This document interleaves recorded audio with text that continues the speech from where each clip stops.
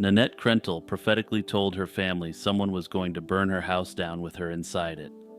A few months later, a cyclist saw smoke rising from the trees in rural Lacombe, Louisiana, and called 911. When firefighters pulled what was left of Nanette from the smoldering wreckage of her home, she'd already been dead for hours, not from the fire, but from a bullet to the head. 9 surveillance cameras had been watching the property, and 30 weapons were stored in the house. Her husband was even the local fire chief, and none of it saved her. That was July 14th, 2017, and as of today, nobody has been charged with this shocking crime. Nanette Krentel was 49 years old and had been married to Steve Krentel for over 2 decades. They lived together on a sprawling, wooded 100-acre property in Lacombe, a quiet community tucked into St. Tammany Parish on Louisiana's North Shore. Steve served as the acting chief of St. Tammany Fire Protection District 12, a prominent local position that gave the family deep roots in the community. By most accounts, the family lived a relatively ordinary life in an area where people tend to know each other's business. But beneath that surface, things weren't as stable as they looked. Steve later admitted to having had an affair with a younger colleague during the marriage. Nanette's father, Dan Watson, would later tell investigators that his daughter had been considering leaving Steve before her death. Still, none of that fully explains what happened on that Friday afternoon in the middle of July, when someone put a gun to Nanette's head and then tried to erase every trace of the crime. Phone records show that Nanette's last known activity on July 14, 2017, was a call she placed to a local Kmart about a prescription refill at roughly 10 o'clock in the morning. Her final outgoing call to another person came about an hour before the 911 call. At approximately 2:30 that afternoon, a person riding their bike through the area spotted smoke billowing from the Krentel property and rode home to report it. First responders arrived to find the house engulfed, and when they made entry into the master bedroom, they discovered a body lying face up on the floor. The burns were so severe that identification wasn't immediately possible, though DNA testing would later confirm it was Nanette. Also found near the body were 2 handguns, with nearly 3 dozen additional firearms scattered throughout the ruins. Investigators from the Louisiana State Fire Marshal's office quickly determined that the fire had been intentionally set. Accelerant had been poured in multiple locations throughout the living room and master bedroom. And in what would become one of the case's most damning details, the accelerant had been specifically applied to the digital video recorder in the living room. This was the hub that stored all the footage from the 9 surveillance cameras covering the property. The recorder was so badly damaged that even FBI specialists couldn't recover any video from it, despite having some of the world's leading experts in the field work on it. Whoever did this knew exactly what they were doing, and they knew exactly what to destroy to cover their tracks. In the immediate aftermath, the St. Tammany Parish Sheriff's Office appeared to treat the death as if she'd done it herself. 2 weapons found near Nanette's body seemed to support that theory, and the crime scene investigation was reportedly discontinued in the early stages. But 5 days later, ballistic testing proved that neither weapon found near her had been fired. The scene was cordoned off again, and the investigation shifted tremendously. On September 14th, 2017, exactly 2 months after her death, the St. Tammany Parish coroner officially ruled Nanette's death a slaying. His reasoning was direct and difficult to dispute. There was no soot in her airway, not even at a microscopic level. That absence made a powerful case that Nanette was already dead before the fire ever started. Unfortunately, ballistics testing couldn't provide such cut-and-dried clues, both due to the physics of the bullet and the fire itself. The bullet had entered her temple, and it hadn't exited her skull, instead lodging in soft tissue. The intense heat of the fire complicated ballistic analysis significantly and investigators eventually determined that it was likely, though not certainly, from a .40 caliber handgun. However, this analysis was informed by the fact that Nanette typically carried one of these in her purse, suggesting the attacker may have turned her own weapon against her. Unfortunately, this was educated guesswork, and ultimately the forensic team couldn't definitively determine whose gun it actually was. In homicide cases, the spouse is always the first person investigators look at, and Steve Krentel was no exception. He had motive on paper: the admitted affair, a marriage that might have been ending, and the fact that he held a position of trust and respect in the community. But here's the thing: despite this apparent motive, there was absolutely nothing whatsoever to link him to the crime. Steve completely cooperated with the investigation from the start. He submitted to a polygraph test and passed, and he had an alibi. He was at the fire station at the time of the incident. He was publicly ruled out as a person of interest in the case. Steve would later resign from his position as fire chief amid separate revelations about inappropriate relationships with multiple staff members. His personal life was messy, without question, but that didn't make him guilty. Far from it. If Steve Krentel was the obvious suspect, his brother Brian was the one Nanette herself had been afraid of. In the months and years before her death, Nanette sent a stream of emails to her father in Iowa, warning him about the danger she believed Brian posed. Brian Krentel had a lengthy criminal record and a history of volatile behavior. According to family members, he'd made explicit threats against Nanette, including a threat to burn the home down with her inside. In fact, Nanette had learned to shoot specifically because she was afraid of Brian. She'd pushed for the installation of the 9 surveillance cameras around the property. She'd also been counting on a geofence, an electronic monitoring boundary, that was supposed to alert Brian's probation officer if he came within 1,000 feet of the Krentel home. But here's where the story takes its darkest turn. After Nanette's death, Steve recorded a conversation with Brian's probation officer. The probation officer admitted to him, apparently off the record, that the tracking function on Brian's ankle monitor wasn't working that day. The one safeguard Nanette was relying on to keep her brother-in-law away from her home had never been active at the material time. Now with all this, you're probably expecting me to say that there's just simply not enough evidence to charge Brian. But that's where yet another twist comes in. Despite all of this, Brian was officially cleared, and for very good reason. Surveillance evidence from Brian's parents' house placed him with his parents, about 15 miles away, on the date and time Nanette died. The St. Tammany Parish Sheriff's Office has never publicly named him as a person of interest or a suspect. If the case itself is disturbing, the investigation that followed has been nearly as troubling. Nanette's family grew increasingly vocal about what they saw as a lack of urgency and transparency from the sheriff's office, and they weren't the only ones who noticed.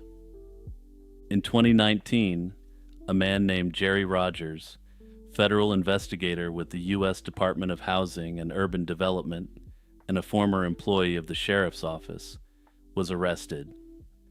His crime, according to law enforcement, was sending a series of anonymous emails to Nanette's sister, Kim Watson, in which he criticized the lead detective on the case. Rogers had created an email address specifically for the purpose of contacting people close to the case. The arrest itself became a scandal, and a federal judge later ruled that Rogers had been illegally arrested, finding that the sheriff's deputies had violated his civil rights. The Louisiana Attorney General declined to prosecute. Court filings revealed that an FBI agent had requested a criminal probe into the sheriff's office over what was described as a possible police conspiracy related to the case. Now, it's important to note here that this quote-unquote police conspiracy is simply alleged and has never been confirmed as a fact, but the allegation was made by federal law enforcement. That said, nothing came of it, so take that allegation with a grain of salt, since it may simply be an unproven allegation without any meaningful evidence to back it up. The sheriff's office ultimately settled Rogers' federal civil rights lawsuit for an undisclosed amount. Sheriff Smith, for his part, pushed back on the criticism, suggesting at various points that the case had been weaponized for political reasons. But for Nanette's family, none of the political noise changed the central, agonizing reality. The person who ended the life of their loved one was still free. The FBI was eventually given access to the full case file and has been reanalyzing evidence and information gathered during the investigation. As of right now, all we know is that someone, for some reason, walked onto that 100-acre property in broad daylight and shot an innocent woman in the head. The perpetrator then doused her home in accelerant, destroyed the one device that might have captured them on camera, and set the whole thing ablaze. Then, just like that, they walked away, and nearly a decade later, they're still walking free. In the end, Nanette Krentel predicted exactly how she would die, which in retrospect may simply be a bizarre coincidence, because the person she feared couldn't have done the crime. In my analysis, the early handling of Nanette Krentel's death appears to have shaped the entire trajectory of the investigation, potentially with irreversible consequences. When authorities initially approached the scene under the assumption that she had caused her own death, the urgency and rigor typically applied may not have been fully activated. Critical steps, such as preserving the scene, documenting evidence thoroughly, and immediately pursuing forensic leads, could have been delayed or deprioritized. In cases involving fire, where evidence is already fragile and easily destroyed, even small lapses in procedure can have outsized effects. The destruction of the surveillance system only compounded this vulnerability, eliminating what may have been the most direct path to identifying a suspect. If key evidence was overlooked or compromised in those first crucial hours, it will likely never be recovered, if it could have been recovered regardless. As a result, the case risks remaining permanently unresolved, perhaps not for lack of effort, but because the foundation of the investigation was weakened at the very beginning. On the morning of February 28, 2019, Alicia Griffin picked up her phone, spoke with her husband Martin Haupt, and told him she'd be heading to her doctor's appointment. It was a mundane promise, the kind you make 100 times and never think twice about. But she never made it to that appointment. Within 72 hours, Alicia would travel hundreds of miles south from Sacramento to the Mexican border. She abandoned her father's car in Tijuana, with her purse and identification still inside, and vanished from the face of the earth. What happened in those 3 days is a question law enforcement has been trying to answer for years, and the few clues that do exist only make the whole thing more disturbing. Alicia was 46 years old, living in Sacramento, California at the time of her disappearance. She'd been diagnosed with bipolar disorder type 1 in her mid-20s, a condition she'd managed for over 2 decades, and by all accounts, she was in a hopeful period of her life. She'd recently married Martin Haupt, a man who was in the process of relocating from Switzerland to Sacramento to build their life together. The future seemed like it was opening up for her, not closing down, but there was a complicating factor. In the weeks before she disappeared, Alicia had undergone a change in her medication, an adjustment to the prescriptions she relied on to manage her mental health. Those close to her have noted that she'd had previous episodes where she'd wander away from home without warning. It was a known pattern, a feature of her illness that the people around her had learned to watch for. But this time, that pattern would become devastatingly relevant in ways no one could have anticipated. After missing her doctor's appointment on the morning of February 28th, Alicia didn't just stay home or go somewhere local. She got in her father's car and began driving south, apparently in the grip of a mental health crisis. Over the next 2 days, she covered the distance from Sacramento all the way down to the Mexican border, a journey of roughly 500 miles. During this time, the people in her life began receiving unsettling signals. Friends and family reported cryptic text messages from Alicia's phone, the kind that didn't sound quite right, along with unusual charges appearing on her credit cards. Something was clearly wrong, but the most alarming moment came from a phone call placed from a hotel near Los Angeles International Airport. During that call, someone close to Alicia could hear a man's voice in the background, a voice that didn't belong to anyone they recognized. He had apparently instructed Alicia to go to a bank machine and withdraw money, a disturbing incident that suggests she was under the control of someone who was taking advantage of her. Who that man was has never been publicly identified, and his role in the events that followed remains one of the case's most troubling unknowns. On March 1st, Alicia was spotted near the airport in Inglewood, California, and by the next day, March 2nd, she'd crossed the border into Mexico. Her dad's vehicle was found abandoned at a car wash in Tijuana, and inside it were her purse and her identification documents. A witness at the car wash later told investigators that they'd seen Alicia there and that she'd been acting erratically. This account lined up with the theory that she was in the middle of a severe mental health episode, but it also deepened the mystery. Why Tijuana? Was she following some internal logic that only made sense to her in that state? Or was she being led there by someone else? The Sacramento Police Department took the lead on the case, and Martin Haupt was investigated as a person of interest, which is standard practice when a spouse goes missing. He was cleared by authorities and has been cooperating with the investigation ever since. The focus then shifted to tracing Alicia's movements in Mexico, and there's some conflict on what was actually found. There's an unconfirmed report that a Mexican detective managed to identify Alicia on surveillance footage from a store located a few miles from the car wash where her vehicle was found. However, I wasn't able to independently verify this, and the footage is nowhere to be found online. Not even a still frame. Nothing. That said, it may be true, and perhaps it's available in some Spanish language source that I don't have access to. Alicia's family, unwilling to accept the silence, hired a private investigator to continue digging where official resources might fall short. That effort, unfortunately, didn't turn up any new leads either. The case sits in a painful limbo.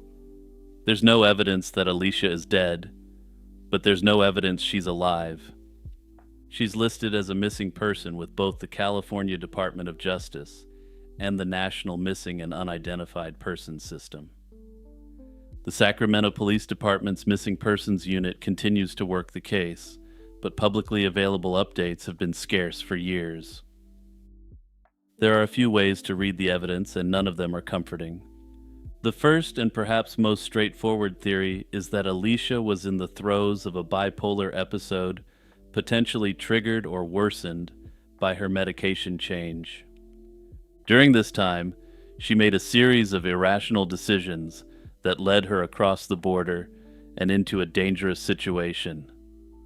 Tijuana can be an unforgiving city for anyone, and it's an especially dangerous place for a woman in the middle of a psychiatric crisis. In this scenario, Alicia may have met with foul play after arriving in Mexico, taken advantage of by someone who recognized her vulnerability. The second theory, and the one that haunts her family the most, centers on the mysterious man heard during the hotel phone call near the airport.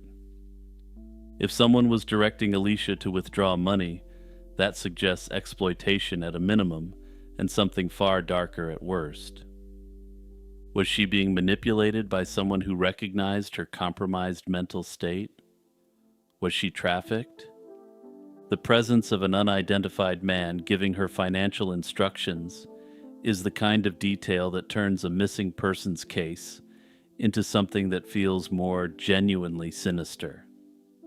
The fact that this individual has never been identified publicly only adds to the unease. A third possibility, less discussed but worth noting, is that Alicia is still alive somewhere, either unable or unwilling to make contact. People experiencing severe psychiatric episodes have, in rare cases, established entirely new routines in unfamiliar places, sometimes not resurfacing for months or even years. Without her identification, she could be living anonymously, possibly unaware of the search being conducted on her behalf. It's the most hopeful scenario, but with each passing year, it becomes harder to sustain. It's possible that she feels a deep sense of embarrassment or shame about the actions she took during the time she was experiencing a psychiatric episode. If that's the case, I would just hope she comes to the realization that this was a medical episode and not something to be ashamed of. But that said, given the amount of time she's been missing now, this is sadly looking like a much less likely possibility. Alicia Griffin's case sits at the intersection of mental health, possible criminal exploitation, and the particular dangers that come with crossing an international border while in crisis. Her story doesn't have the massive dramatic twists that tend to generate extensive media coverage, which may be part of the problem.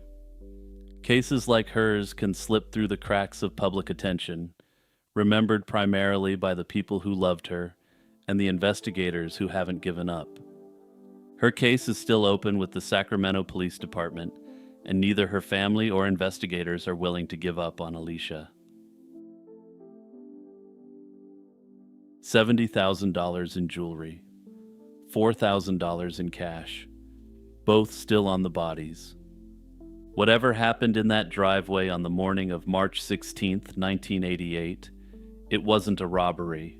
It was an execution, methodical, coordinated, efficient, and deeply, unmistakably personal. And the man most people believe ordered it wouldn't see the inside of a courtroom for nearly 2 decades.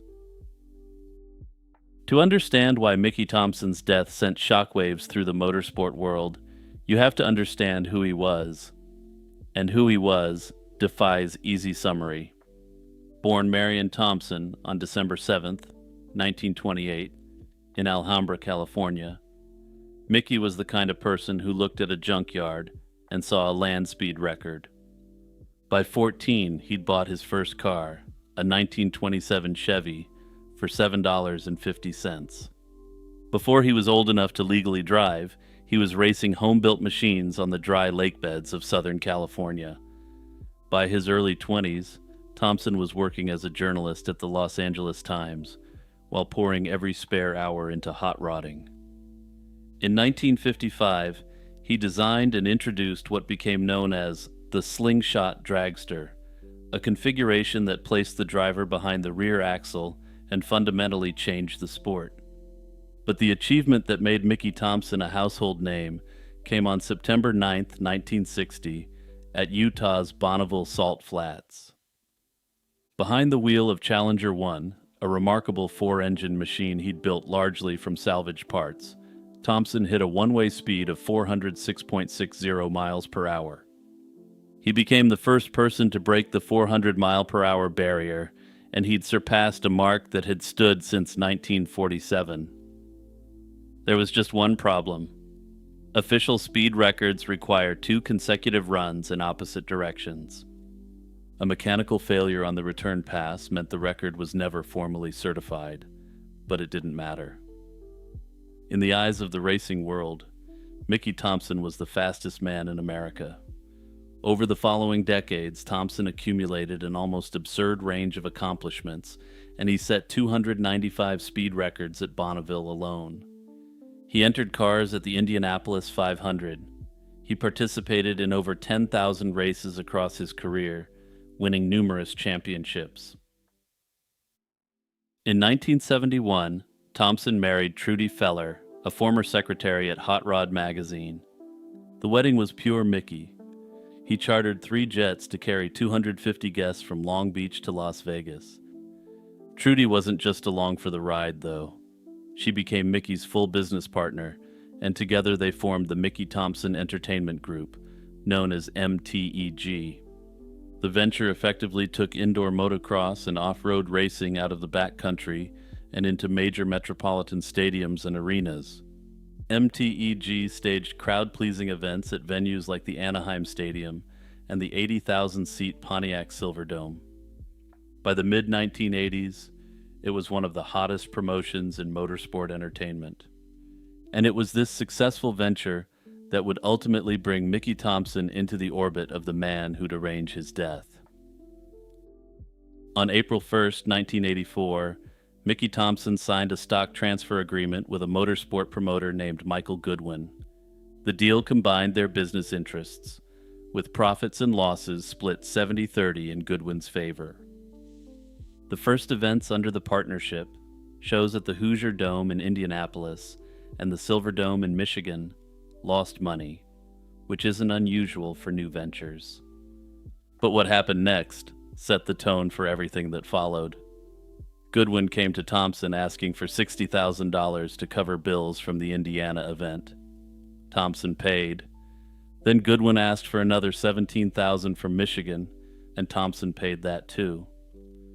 Multiple witnesses would later testify that Goodwin, for his part, didn't contribute his share of anything. By October of 1984, Thompson had had enough, and he took the matter to court. The judge dissolved the partnership and returned control of MTEG to Thompson, but the legal battle was far from over. In May of 1986, a California court ruled that Michael Goodwin had stolen more than $500,000 from the partnership and awarded Thompson $514,000 in damages. This is a figure that would eventually grow to nearly $1 million with interest and penalties.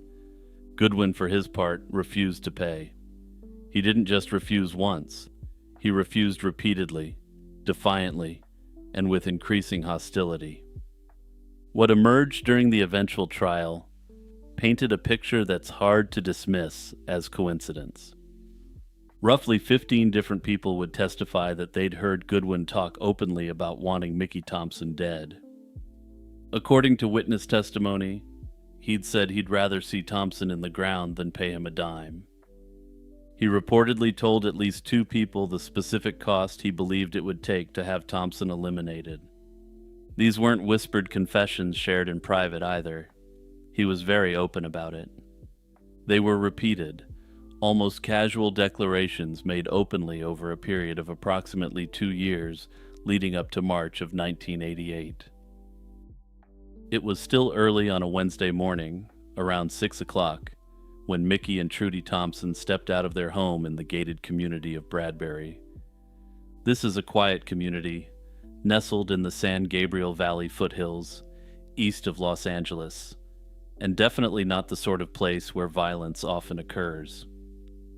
They were headed to their offices at Anaheim Stadium, the same commute they made most days. Mickey opened the garage door for Trudy to pull out in her vehicle, then walked toward his own car. 2 hooded gunmen were waiting. They shot Mickey first, wounding him, then dragged him out into the driveway. One of the attackers went after Trudy as she attempted to back out in the couple's van. Then, with Trudy gone, the second gunman walked back up the driveway to where the first was standing over Mickey and shot him fatally in the head. The assailants fled the scene on bicycles they'd ridden to the residence. A neighbor who heard the commotion reported seeing 2 men in their 20s, approximately 6 feet tall, pedaling away from the property. Investigators arriving at the scene found the Thompsons' bodies with all their valuables untouched. A stun gun that didn't belong to the victims was recovered nearby. Robbery was immediately ruled out. Whoever did this came with a single purpose, and a single purpose only. From the very beginning, investigators looked hard at Michael Goodwin. The financial motive was obvious, the threats were well documented, and Goodwin's behavior in the months surrounding the slayings raised serious red flags. 2 months before the Thompsons were eliminated, Goodwin and his wife had purchased $275,000 worth of gold coins. They'd also wired approximately $400,000 to banks on Grand Turk Island in the Caribbean. 5 months after the Thompsons' deaths, the Goodwins left the United States on their yacht and didn't return for more than 2 years. But suspicion isn't evidence, and for years the case stalled. The two gunmen were never identified, and in fact, never were. There was no physical evidence tying Goodwin directly to the crime scene, and no weapon was ever recovered. The investigation ground forward in fits and starts, with Los Angeles County Sheriff's Detective Mark Lilienfeld leading the charge.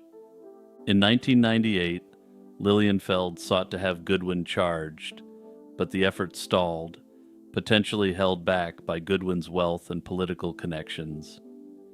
He eventually took his case to the Orange County District Attorney's Office, which secured an indictment against Goodwin in 2001 following a raid on Goodwin's home. Even then, the road to trial was long, and it wasn't until late 2006 that Michael Goodwin finally sat in a courtroom to answer for what happened in that Bradbury driveway.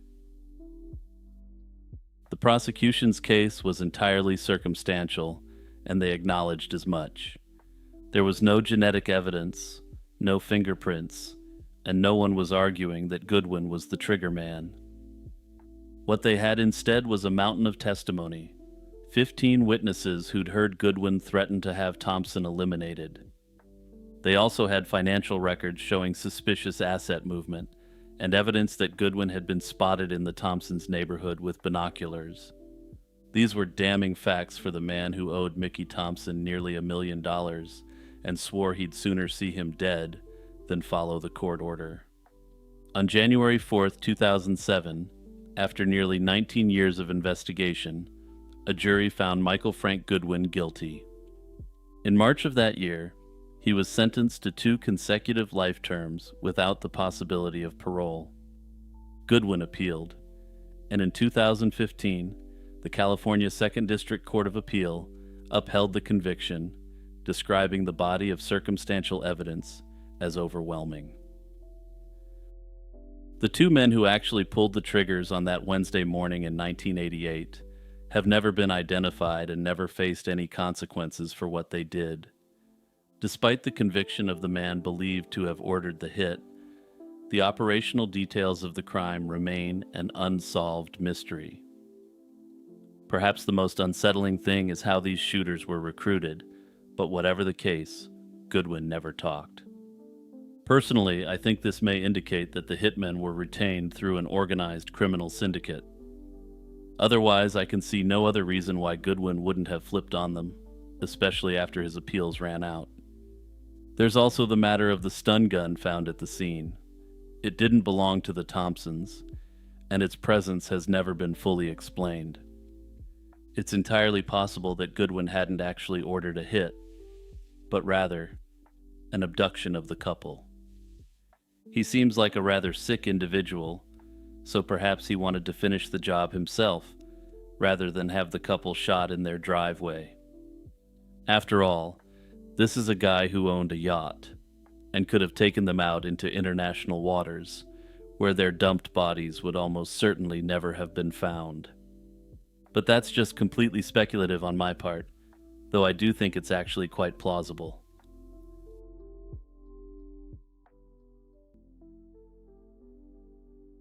Claudia Lawrence was a 35-year-old chef from York, England, who vanished in 2009. Born on February 27, 1974, in the town of Malton, she grew up in North Yorkshire and later settled in the Heworth area of York. She worked as a cook at the University of York and was considered reliable and hardworking. Claudia lived alone in a home in Heworth and was close to her family. Her father, Peter, was a lawyer, and her mother, Joan, had been a local mayor. She was sociable and independent, often spending evenings at a local pub with friends. Claudia had never married and had no children, but she maintained what has euphemistically been called a quote-unquote active social life. She had a series of romantic relationships, including some with men who were married or involved with others. She was discreet about these liaisons, a fact that would later draw significant media attention after she disappeared. On March 18, 2009, Claudia followed her usual routine. She worked an early shift and was captured on CCTV heading home around 3 p.m. That evening, she spoke with both of her parents by phone and sounded cheerful and normal. She even made plans for the upcoming Mother's Day with her mom, and she said she was going to bed early because of her next day's early shift. Also, just a quick programming note, Mother's Day in the UK falls on the fourth Sunday of Lent, rather than in May. Her car was in the garage for repairs, so she would be walking to work. Claudia sent her last known text at 8:23 p.m. and received a reply at 9:12 p.m. After that, no one heard from her again, but there's significant evidence that she would attempt to get to work the following morning, but I'll come back to that. When Claudia didn't show up for her 6 a.m. shift on March 19th, her colleagues became alarmed. She wasn't the type to miss work without warning. Later that day, she also failed to meet a friend at their local pub as planned, and calls to her phone went unanswered. By the next day, her family's concern had turned to panic after her friends raised the alarm. That afternoon, her father went to her house to check on her, accompanied by a family friend with a spare key. Inside, everything was in place and there were no signs of a struggle. The bed was neatly made and a few dishes were in the sink, suggesting she had eaten before heading out. Crucially, her handbag, containing her wallet, bank cards, and passport, was left behind. However, her cell phone was missing, as was the blue and gray backpack that held her chef's uniform. It appeared she had left for work as usual early on March 19th, but never arrived. Peter Lawrence contacted North Yorkshire Police to report his daughter missing, and a full investigation began. Initially, the police saw no immediate evidence of foul play and treated Claudia's disappearance as a routine missing person case. They considered the possibility that she might have left on her own, but her friends and family insisted she would never vanish without telling anyone. As days passed with no sign of her, the voluntary disappearance idea became less likely. Officers searched along her walking route for any clues of an accident or abduction and found nothing.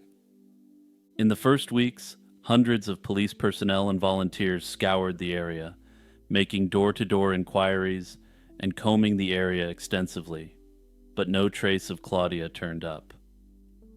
There was also no activity on her bank accounts after she went missing. By late April 2009, about 5 weeks after she vanished, the case was reclassified as a suspected slaying inquiry, reflecting the growing fear that Claudia had been harmed by someone. Detectives explored various scenarios in the early stages. They looked into whether a stranger might have attacked Claudia during her pre-dawn walk, but no evidence supported the theory of a random assailant. Some tips about suspicious people in the area led nowhere, and checks on known offenders in the region revealed no connection. With those leads exhausted, investigators turned their focus to people in Claudia's life. The case drew nationwide attention almost immediately.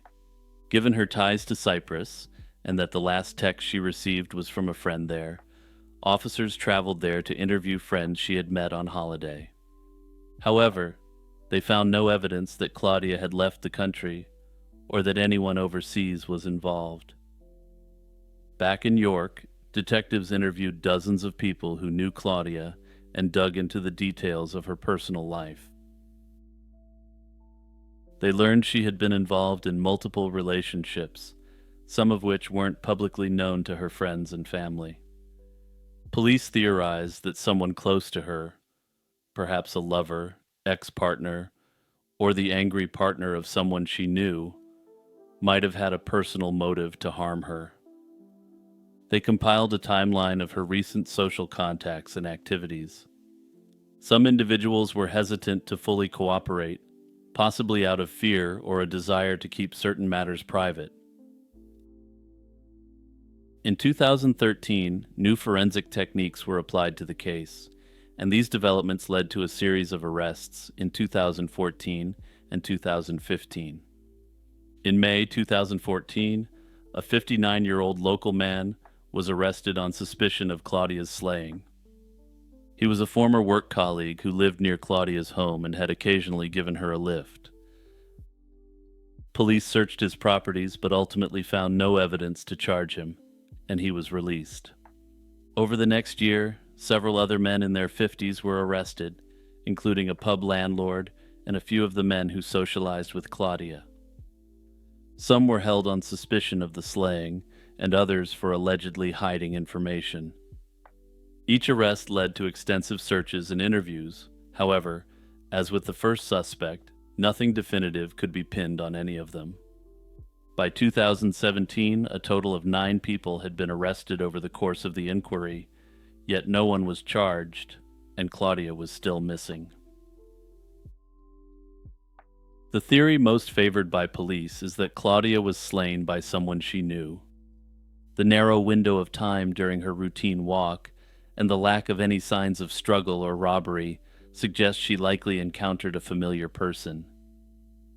Most victims know their perpetrator, which also supports this line of thinking. Under this scenario, the perp may have approached her in a non-threatening way, perhaps offering a ride or engaging in conversation. This could explain why no one reported witnessing anything unusual on the morning in question. After all, people are seen getting in and out of vehicles all the time, and the only way that sort of event would stick out is if there was something truly bizarre or unusual about the interaction. Others speculate that she was slain by someone she had an affair with, or by the spouse of one of these individuals. In the former case, it's been speculated that the individual may have viewed Claudia as a liability and eliminated her. In the latter case, some have alternatively speculated that the slaying may have been a professional job, and that Claudia may have been brought to a site where she was finished off. Another possibility is that Claudia fell victim to an unknown attacker in a random crime. Investigators considered the scenario of a stranger abduction, but they found little evidence for it. Speculation about known serial offenders was explored due to some coincidental similarities, but no connection was ever established. Likewise, the idea that Claudia chose to disappear on her own has been firmly rejected by both police and her family. She left behind all her important belongings and had made plans for the near future. It's now been more than 15 years since Claudia vanished, and if she's alive, she'd be in her early 50s. That said, investigators firmly believe that she isn't alive, and that she was likely slain on the day she vanished. For now, the disappearance of Claudia Lawrence continues to remain one of Britain's most haunting, unsolved mysteries. Somebody better help her. That's what the man said as he walked out of the maze of bookshelves on the second level of Penn State's Patty Library on the afternoon of November 28, 1969. His right hand was tucked behind his back as he climbed the stairs and disappeared. Inside the stacks, a 22-year-old English graduate student named Betsy Aardsma was lying on the floor between rows of dusty periodicals. Not a single person around her understood what was going on, since the wound she had sustained was both incredibly small and incredibly deep. She had been wearing a red dress over a white turtleneck, and that red fabric masked the true nature of the injury. By the time anyone figured out what had actually happened, Betsy Aardsma was beyond saving, and her attacker had vanished into history. On the afternoon of November 28, 1969, the day after Thanksgiving, Betsy left her residence in Atherton Hall with her roommate Sharon Brandt. They were heading to Patty Library so Betsy could gather research material for an English paper. The two separated at some point before reaching the library, and Betsy ended up on level 2 of the building's core stacks. It was a remote and poorly lit area of narrow aisles hemmed in by towering shelves of old periodicals. Notably, The secluded nature of this section was well known on campus for all the wrong reasons. It had a reputation as a meeting spot for illicit encounters, which would become a complicating factor in the investigation that followed. Sometime between 4:45 and 4:55 p.m., students nearby heard what sounded like a gasp and the crash of falling books. Moments later, a tall man with blonde hair, wearing khaki trousers and a flannel shirt, emerged from the stacks and delivered his now infamous line about helping the girl. Two people saw him clearly enough to provide descriptions later: Marilee Erdely, a classmate of Betsy's, and Joao Wafinda, an international student. When library staff reached Betsy, they concluded she'd had some kind of fairly routine medical episode, a fainting spell, or in the worst case, maybe a seizure. They noticed fluid on the tile floor, and somewhat bizarrely, sent janitors to clean it up before any detectives arrived. While they waited for medical help, they had the shelving straightened and the books restacked, further destroying evidence from the scene. They did all of this before anyone contacted police. By the time Betsy was rushed to the campus hospital, the crime scene had been effectively destroyed. The investigation that followed was massive in scale and almost immediately hamstrung. The Pennsylvania State Police assigned roughly 35 troopers to the case. They set up a temporary command center on the campus and began interviewing hundreds of students and faculty, but the fundamentals were gone. The crime scene had been contaminated before law enforcement even knew a crime had occurred. No weapon was ever recovered, and the physical evidence was nearly non-existent, given that a janitor had cleaned up the scene. They detected male biological traces in the area using black lights, but given the stack's dubious reputation, those traces could have come from anyone at any time. Composite sketches were drawn from witness descriptions, but only one was released to the public. Ultimately, though, the case would go cold without any suspects being named. Patty Library kept its doors open, and the spot where Betsy lost her life became just another aisle in a building most students walked through without a second thought. In the late 2000s, two independent investigators converged on the same name: Richard Charles Hafner. Hafner was a geology graduate student at Penn State in 1969. He'd earned his master's degree there that same year and would go on to complete his PhD by 1972. He was tall, handsome, well-dressed, and by all accounts extremely volatile. He had a hair-trigger temper, particularly where women were concerned, and reportedly carried a custom-made knife. His connection to Betsy was personal, as he'd briefly pursued a romantic relationship with her that fall, but she'd rebuffed him in favor of her boyfriend, David Wright. Betsy's roommate, Sharon Brandt, told police shortly after the slaying that Hafner had visited their dorm room more than once in the weeks before the attack. She strongly suggested he be interviewed in relation to the crime, believing that his behavior was highly unusual during this period. What happened with that interview, if it even happened at all, remains unclear in the public record. But here's the thing. There were significant other warning signs as well, beyond his strange conduct with her roommate. On the evening Betsy died, approximately 45 minutes after she was slain, Hafner showed up at a professor's home in an agitated state. He was out of breath and wanting to know if there was anything in the news about a girl being slain in Patty Library. This is particularly odd because he doesn't seem to have suggested who this person was, despite them being fairly well known to one another. He later appeared at her boyfriend's residence, similarly anxious and seeking information. Now, while none of this is definitive, of course, Hafner's subsequent life didn't do much to inspire confidence in his character. In 1975, he was charged with committing some real sick acts, but the trial, held in January 1976 before a Lancaster County jury, ended in a mistrial due to a hung jury. Accusations of predatory behavior followed him for years, and it was noted that the earliest accusations came before the attack on Betsy.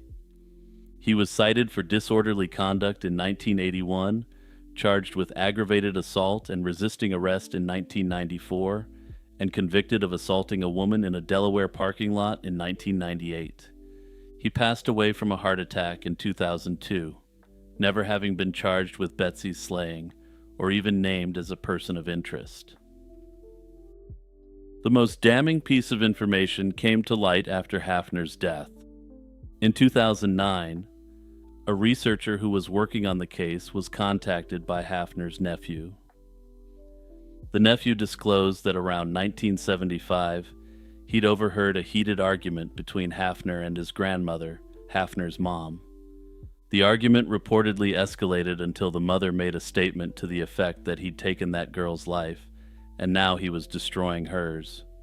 If this is true, at the very least it suggests that Hafner's mother believed that he had committed the crime, whether he actually did it or not.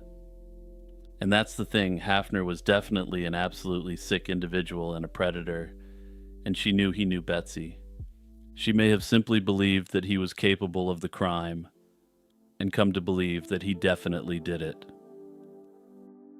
In the summer or early fall of 1976, David Wright, Betsy's boyfriend, went to Penn State's dean, a man named Charles Hosler, and told him about Hafner.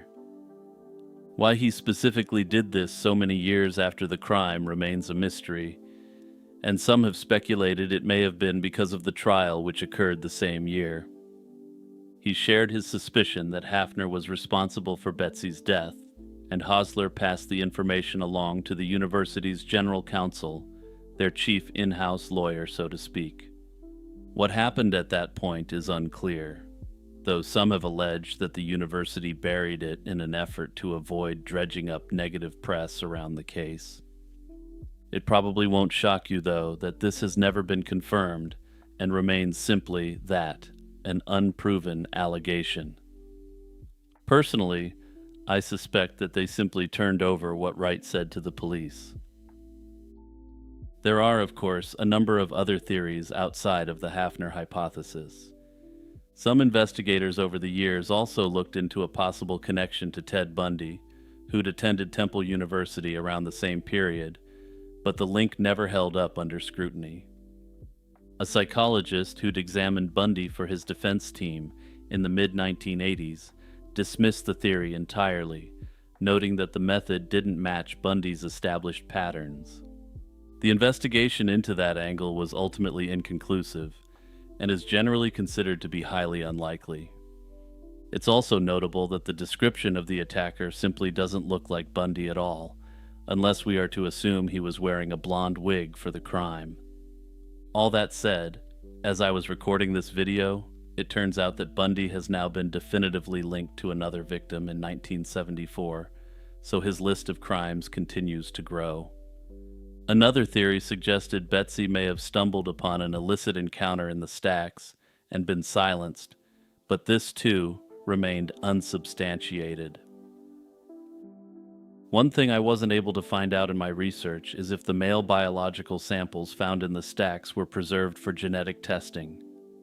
If they were, and that's a big if, this could potentially prove the Hafner theory.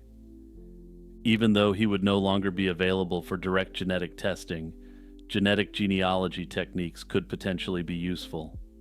However, in 1969, forensic genetic testing, even in its absolute most basic form, was still decades away, so I truly doubt samples were preserved. Of course, another significant weakness of this approach is that the genetic material may not have been related to the crime whatsoever. These remote library stacks were used as a lover's lane of sorts, so a lack of a connection wouldn't be definitive. Strictly speaking, due to the reputation of the stacks, even a positive connection to Hafner wouldn't actually prove the case beyond a reasonable doubt, but it would likely provide closure.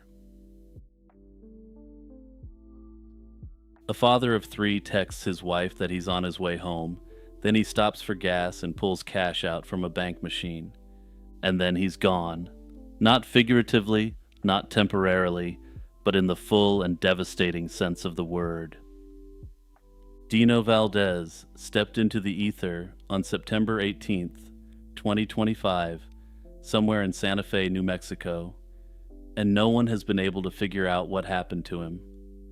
What makes this mystery so difficult to sit with isn't just the absence of answers. It's the collision between two completely different stories about who Dino Valdez was and what happened to him. One account is told by people who knew him well, and another has been told by individuals whose credibility remains very much in question. Valdez was 36, a Marine veteran who'd served multiple tours in Afghanistan and a journeyman lineman for American Power.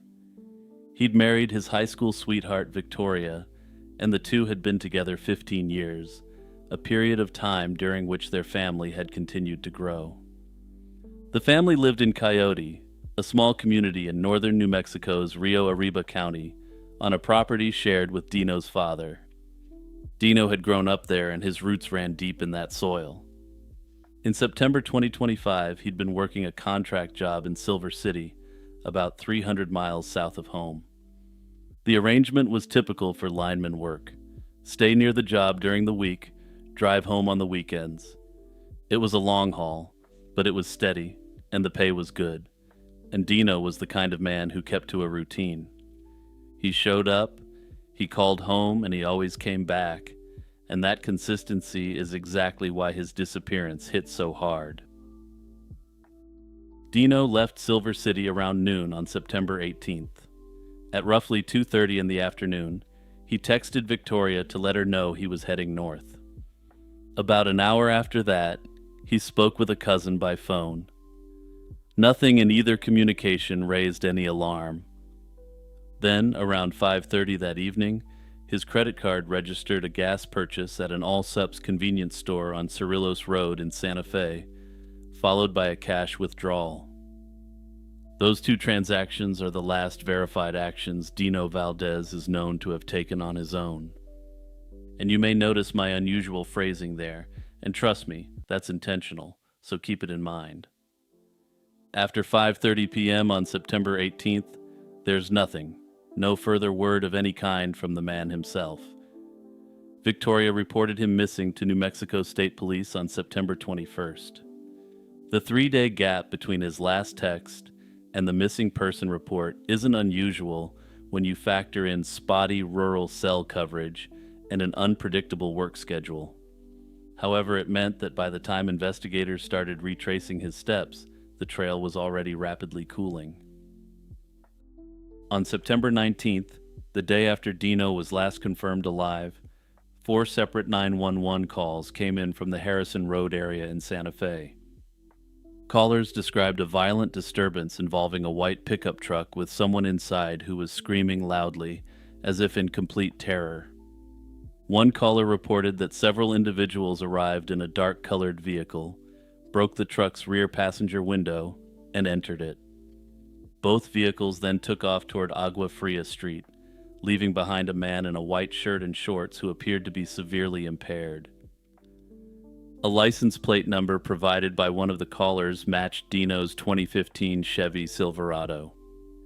Santa Fe police were dispatched around 2:45, but the responding officers were redirected to a higher priority robbery call. By the time someone actually arrived at the Harrison Road scene, well after the first call, there was nothing to find. The truck was gone, and there was absolutely no trace of evidence to suggest anything had occurred at that scene. Whatever had happened there had played out entirely without law enforcement present. That delayed response became one of the most heavily scrutinized elements of the investigation. 4 independent callers, a plate match to a missing man's vehicle, and nobody from law enforcement actually witnessed any of it. In the days following the disappearance, Dino's credit card didn't go dormant. On the morning of September 19th, a large gas purchase was made, far too much to fill a single truck, the kind of amount that suggested multiple vehicles were being fueled. Over the next 2 days, additional charges appeared at a car wash and a retail store, along with 3 more attempted transactions. Victoria caught the activity, recognized it didn't match Dino's habits, and immediately canceled the card. However, at that time, she believed that he likely had just lost his wallet, and she didn't jump to the worst-case scenario and report him missing. Then came October 13th, when a state police officer on patrol near Harrison Road stopped a man on a bicycle for running a stop sign. The man had outstanding warrants, and when he was arrested, officers found Dino Valdez's driver's license in his possession. When the man was questioned, he claimed that he had quote-unquote found it, but had no further knowledge about who the man was. And I'm going to interject in the narrative here, since I've seen some talk online about how this individual was likely involved. I suspect that likely wasn't the case, since I doubt any criminal who had been involved in the disappearance would have held on to such an obvious piece of evidence. The idea that the driver's license was found by an addict who may have been contemplating using it for other nefarious purposes does strike me as fairly likely. That would also explain why the man wasn't overly helpful when questioned, since obviously he was planning on doing something questionable with the license regardless. On October 28th, state police interviewed a homeless person who offered a disturbing account of what happened. A woman had allegedly given Dino Fent in place of coke. This was allegedly due to what I'll euphemistically call a mix-up regarding payments for services rendered. The implication was that Valdez had died of an overdose on or around September 19th. Shortly after, police interviewed the woman in question, who reportedly marked a location on a phone where Valdez's body had supposedly been taken, somewhere in the mountains near Pecos. No body has ever been recovered from that location or anywhere else, and detectives noted that both of these people had very significant credibility issues. When the Santa Fe, New Mexican newspaper published details from police reports in December 2025, they sparked a firestorm. The framing of the story around the allegation that Valdez had solicited illicit goods and services wasn't well received at all. People who knew Dino rejected the characterization outright, saying that he wasn't into that sort of thing. The Valdez family acknowledged publicly that they believe Dino is no longer alive, but they firmly rejected the version of events emerging from police reports. The Valdez family hired a private investigator who has stated that foul play was unquestionably involved. According to their theory, Dino was targeted by strangers for material gain. The stolen truck, the unauthorized card usage, and the possession of his identification by a stranger all point, in their view, toward something far more deliberate. And while I don't necessarily agree on that last point, the first 2 points do seem to suggest a financial motive for the disappearance, in a way the accidental overdose narrative doesn't. As of early 2026, a New Mexico State Police spokesperson confirmed that the case remains classified as a missing persons investigation, not a criminal one. Valdez hasn't been located and his white Silverado hasn't been recovered. No arrests have been made and no charges have been filed against the woman identified in police interviews or the man found with Dino's license. On the morning of June 1st, 1902, William Harsent walked into the kitchen of Providence House in Peasenhall, Suffolk. He found his daughter Rose lying at the bottom of the servants' staircase, clearly deceased from apparent stab wounds.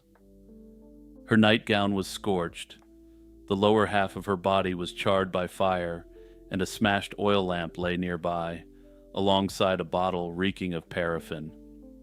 She was 22 years old and, as the post-mortem would soon reveal, 6 months pregnant, a fact that wasn't publicly known. Peasenhall was a quiet agricultural village in Suffolk, England, and its rhythms were dictated by harvests, chapel services, and local gossip. But gossip had been churning around Rose Harsent for over a year before her death, and the man at the center of it was about to become the prime suspect in one of the most confounding cases in English legal history.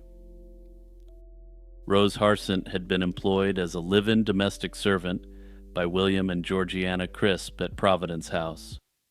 She was also a member of the local Primitive Methodist choir, and it was there that she'd crossed paths with William Gardner, the chapel's choir master and a Sunday school supervisor.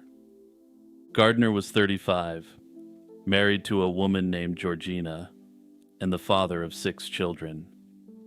He worked as a foreman at a local factory and was a man of real standing in a community where standing meant something. In May of 1901, roughly a year before Rose's death, 2 Peason Hall residents named Alfonso Skinner and George Wright claimed they'd witnessed something compromising. They said they saw Rose enter the doctor's chapel, a Wesleyan Methodist building she'd been tasked with cleaning, and then watched as Gardner slipped in after her. According to their account, they overheard conversation between the two that referenced a very spicy chapter of the book of Genesis. The rumor tore through the village, and Gardner denied everything and demanded an apology, which Skinner and Wright refused. A church inquiry convened under Reverend John Guy found nothing conclusive to indicate any wrongdoing, aside from the testimony of these 2 town gossips.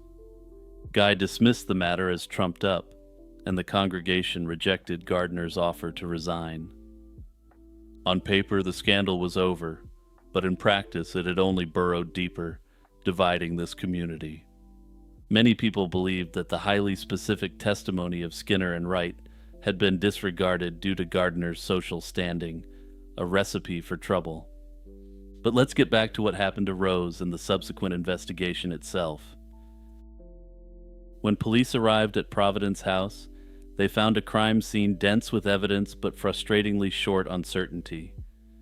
Rose's body showed defensive wounds on her hands and bruising on her face, making clear she'd fought her attacker.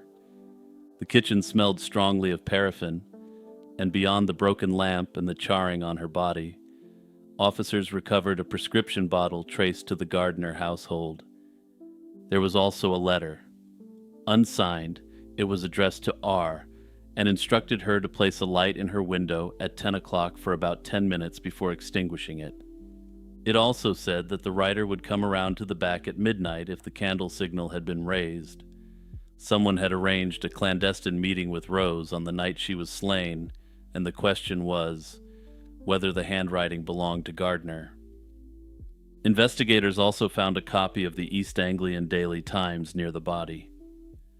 Rose's employers, the Crisps, didn't subscribe to this newspaper, but William Gardner did. A clasp knife belonging to Gardner was examined and found to have trace remnants of a suspicious red fluid inside its hinge. Neighbors reported seeing Gardner on his porch at around 10 o'clock on the night of the crime, near the time when the candle signal was supposed to be sent out. The day after Rose's body was discovered, witnesses claimed they'd seen a bonfire burning on Gardner's property. On June 3, 1902, William Gardner was arrested, and most people thought the matter had been wrapped up in a nice, neat little package, but then came the trials. The first trial opened at the Ipswich Assizes on November 7, 1902. The prosecutor was Henry Fielding Dickens, son of the novelist Charles Dickens, with the defense led by Ernest Wilde before Judge Sir William Grantham. And yes, if you're wondering why I gave all their names, it was indeed because I wanted to name drop Charles Dickens's son in this segment. As a quick aside, it was while researching the much more famous Charles Dickens that I ended up stumbling upon this case. But I digress. The prosecution's case was entirely circumstantial, since there was no eyewitness, no confession, and no forensic technology capable of linking Gardner to the scene. What they had was a web of suggestive details: the medicine bottle, the newspaper, the letter, the knife, the bonfire, the scandal, and the pregnancy. The defense hit back hard. Georgina Gardner testified that her husband had been in bed with her the entire night. A neighbor corroborated this, claiming she'd been awake late into the night and hadn't seen him leave the house during that period. Georgina also explained away the medicine bottle, saying she'd given it to Rose when she was unwell. The mysterious red fluid on the knife's hinge simply came from skinning a rabbit, and it was cleaned off because that's just good hygiene. The so-called bonfire was simply for boiling water, a common practice in that area at that time. But the defense's most aggressive tactic was an all-out assault on Rose's character. They revealed that love letters and suggestive poems from various men had been found in her room. The argument was blunt.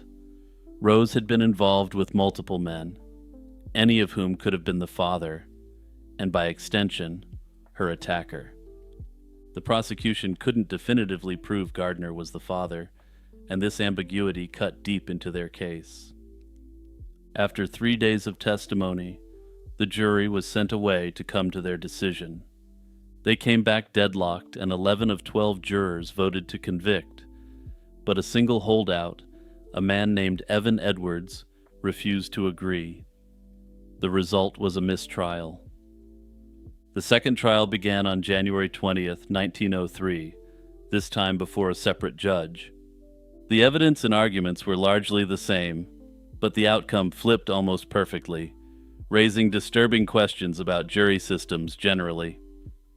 This time, 11 jurors voted to acquit, with only one holding out for conviction. Faced with the near certainty that a third trial would produce the same result, the prosecution declined to proceed further. The Attorney General issued a writ of nolle prosequi, meaning that they were not going to attempt a further conviction, effectively ending the case. William Gardner walked free, though he was never formally acquitted, and under English law at the time, he existed in a kind of legal limbo, neither convicted nor cleared. Gardner and his family left Peason Hall and relocated to London, where he lived quietly until his passing in 1941, having never spoken publicly about the case. The village, for its part, slowly moved on, though the brutal slaying left a mark that endured for generations. Over the years, several alternative theories have emerged. Some researchers have pointed to Frederick Davis, one of the men whose letters were found in Rose's room, as a potential suspect. Others have proposed a rather bizarre theory, where they believe she accidentally fell, struck her head, and then someone simply decided to finish her off. I'm not quite sure I understand that theory, but some people seem to take it seriously, though as far as I can tell it is highly speculative at best and complete fiction at worst. Perhaps the most compelling alternative theory points to Georgina Gardner herself. The argument runs like this: Georgina knew about the affair, knew about the pregnancy, and had every motive to confront the woman threatening to destroy her family. If Georgina was the one who went to Providence House that night, it would explain why William's alibi centered so firmly on his wife's testimony. Georgina was, in essence, never looked at as a suspect because, going on the logic of the time, women didn't commit such personal, up-close acts of violence. In hindsight, if true, it would explain the ferocity of the attack, which bore the hallmarks of personal rage rather than cold calculation. Personally, I think this idea makes a lot of sense, since Georgina could have planned the crime to make it appear like her husband did it. Afterwards, she could have fully confessed what she had done to her husband, while also letting him know that she would be his alibi. If true, Georgina may have leveraged the virtually non-existent forensic technology of the time to commit the virtually perfect crime and quote-unquote win her husband back in the process. It's extremely dark, but honestly, it's why I find this unsolved mystery so extremely compelling. Whether or not Georgina was responsible, no one was ever held accountable for what happened to Rose Harsent. She was a young woman caught between the rigid morality of Edwardian village life and the private desires that ran beneath it. The scandal that preceded her death had already reduced her to an object of gossip. The trials that followed reduced her further, turning her personal life into a courtroom weapon deployed against her own memory. In the end, Despite the horrors of the crime that was committed, the legal system ultimately just gave up. In 1929, a single photograph made its way into newspapers and scientific journals across the world, and it appeared to show something impossible. It was an ape, sitting upright on a wooden crate, somewhere in the jungles of South America. The problem? Apes don't live in South America. They never have. The continent's primate population consists entirely of monkeys, and the distinction between the two is significant. If the photograph was genuine, it would have rewritten everything scientists thought they knew about primate distribution and evolution. It didn't, of course, but the story behind how that image came to exist, and why anyone believed it, is far more interesting than the creature itself. The man behind the photograph was François Deloise, a Swiss geologist born in 1892 who'd been sent to South America on an oil prospecting expedition. And before you leave a comment about the pronunciation, I've always heard this creature called the Deloise ape, using the English-style pronunciation, so I'm going to stick with that throughout. Between 1917 and 1920, Deloise and his team surveyed the dense, unforgiving jungle along the Venezuela-Colombia border. It wasn't glamorous work, and the region was brutally hostile, thick with tropical disease and dangerous wildlife. The Modelone indigenous people, who viewed the surveyors as unwelcome intruders, also presented a significant threat. They attacked the expedition repeatedly, and Deloise himself reportedly took an arrow to the knee during one skirmish. Well, actually, it seems more likely he took the arrow to the thigh, but let's not let that get in the way of dredging up a good Skyrim meme. But I digress. Of the 20 men who set out on the expedition, allegedly only 4 of them made it home alive. It was during this harrowing period that Deloise claimed his extraordinary encounter took place. According to his account, while the group was camped near the Tara River, 2 large primates emerged from the undergrowth. They walked upright, broke branches from nearby trees, and waved them aggressively like weapons. They hurled their own excrement at the men, and Deloise's team opened fire, cutting down the female while the male fled into the jungle. The men then propped the body of the deceased creature on a wooden crate and took a photograph.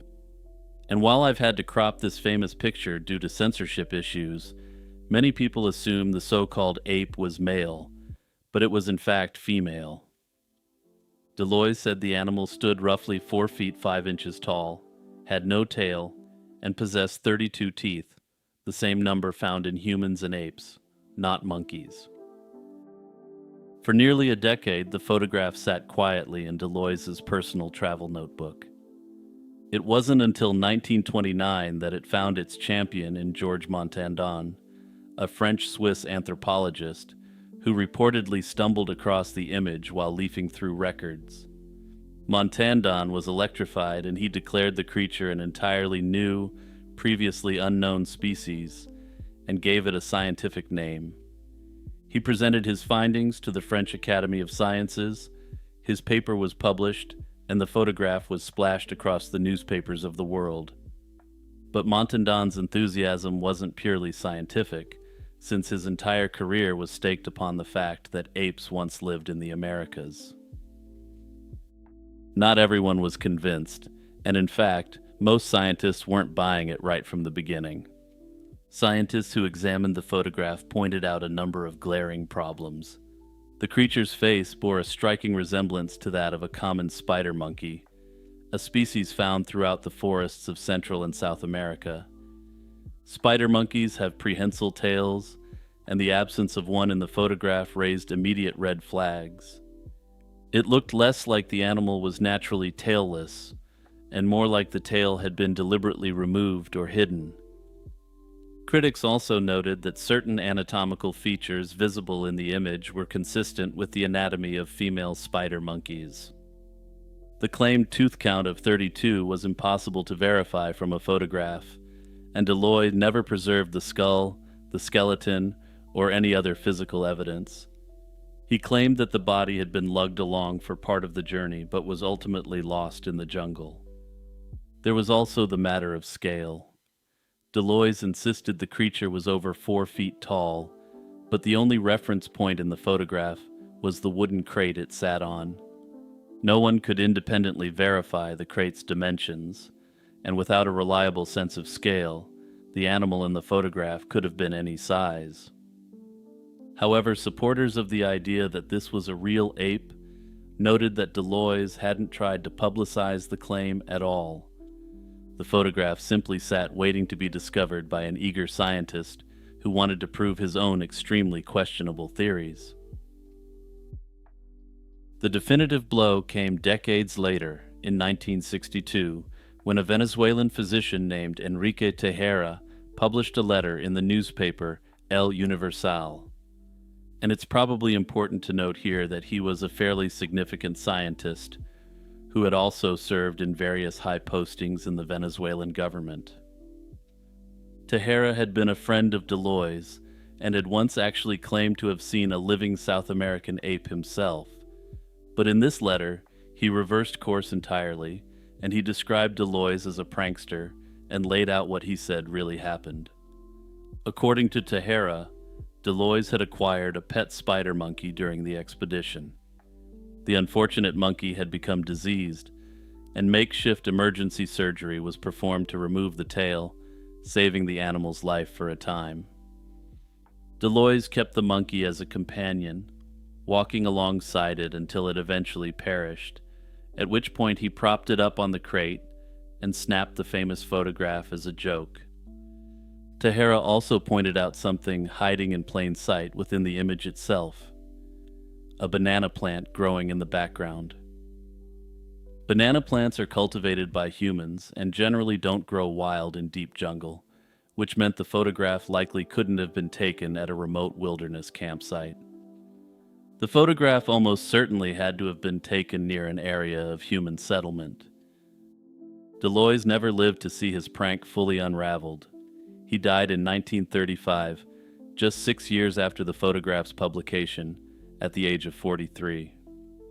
Montandon's fate was grimmer still, since he ended up aligning himself with Vichy France. He was ultimately eliminated by the French resistance in 1944 for his collaborationist politics. Today, the scientific consensus is unambiguous. The creature in the photograph was almost certainly a white-bellied spider monkey, and the identification as a new species was a fraud. Bizarrely, though, when I was growing up, I recall watching numerous documentaries on the History Channel that covered this quote-unquote ape.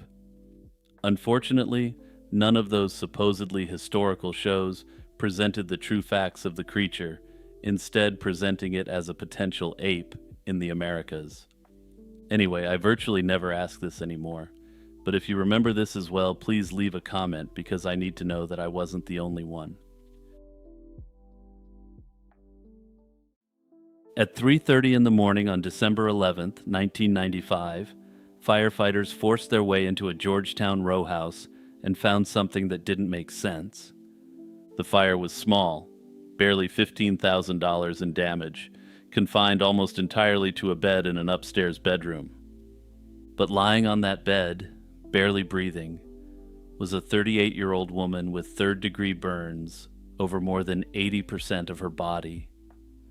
The kind of injuries, one paramedic later noted, that you'd normally only see when an entire building burns to the ground. Her name was Lynn Amos, and she'd been set on fire while she slept. She would survive 10 agonizing days before dying in the hospital, and to this day, nobody has ever been charged for this unthinkable crime. Lynn was, by every account, a brilliant and ambitious woman. Born and raised in Alabama, she earned her undergraduate degree from the University of Alabama before completing her MBA at the University of Texas. Her career in finance took her first to New York City, where she negotiated leveraged buyouts and later worked for the prestigious management consulting firm Booz Allen. She was single, well-liked, and had a wide circle of friends who described her as gregarious and sharp. In August of 1995, Just 4 months before her death, she made a major career move. She relocated to Washington, D.C. to join a consulting firm called Barron's Group, a subsidiary of KPMG, a global accounting firm. Her new role was specific and high stakes. She was being sent to Mexico to evaluate the lending practices of several large banks. One of these institutions was tied to the Mexican equivalent of the Federal Reserve. It was the kind of work that could make a career. Instead, it may have ended her life. In the weeks leading up to the fire, Lynn's behavior began to shift in ways that alarmed the people closest to her. She'd always been open and social, but she started pulling back from conversations about her work. About a month before the fire, she had lunch with a friend named Emily Smith, who worked in a related field. During that meal, Lynn confided that she'd uncovered deeply problematic lending practices during her investigation. She said her eventual report was going to be ugly. She wouldn't elaborate further, and she declined to share specifics, but the implication was clear. She'd found something serious enough that it troubled her to talk about it openly. Around the same time, colleagues reported that Lynn had begun receiving a string of mysterious hang-up phone calls at home. She told co-workers she believed the calls were connected to her work in Mexico. Then, on December 10th, the day before the fire, Lynn attended a brunch with a group of friends. During the gathering, she let slip that she'd encountered some dangerous things during her investigation, but again, she wouldn't go into detail. That evening, between 10 and 10:30, she spoke to a friend on the phone. She sounded clear, lucid, and in good spirits. She also called her office to say she had a doctor's appointment the next morning and would be late for work. After that, nobody heard from her again until firefighters broke down her door roughly 5 hours later. When first responders pulled Lynn from the bed, someone asked her if she knew what had happened, and a barely conscious Lynn shook her head. She lingered for 10 days, barely conscious and unable to speak, before dying on December 21st, 1995. The initial assessment by fire investigators pointed toward a tragic accident. They found a single cigarette butt among the bedding that had been swept onto a deck by firefighters, and Lynn's blood alcohol level registered 3 times the legal limit. The early conclusion was grim but straightforward. A woman had gotten wasted, fallen asleep with a lit cigarette, and paid the ultimate price for an innocent mistake. But Lynn's friends and family immediately pushed back, and they insisted she wasn't a smoker. She wasn't even someone who occasionally lit up while under high-stress situations. She simply never smoked ever. Interestingly, no ashtrays, lighters, matches, or cigarette packs were found anywhere else in her home. The cigarette appeared to have been planted. And then, more than a week after the fire, an insurance company investigator submitted a devastating report to cops. After examining the bedroom, the investigator found accelerants on the mattress, the pillow, and the floor. The fire hadn't been started by a cigarette at all. Rather, it had been deliberately set using a combination of gasoline, kerosene, turpentine, and paint thinner. Doctors who had treated Lynn confirmed that her burn patterns weren't consistent with an accidental fire. On January 25, 1996, the medical examiner officially ruled her death a slaying, overruling the preliminary finding that it was an accident. By the time the case was reclassified, critical damage had already been done. Because investigators initially treated the fire as an accident, the crime scene was never properly secured. Within hours of the blaze, a contractor arrived to board up the windows and padlock the front door.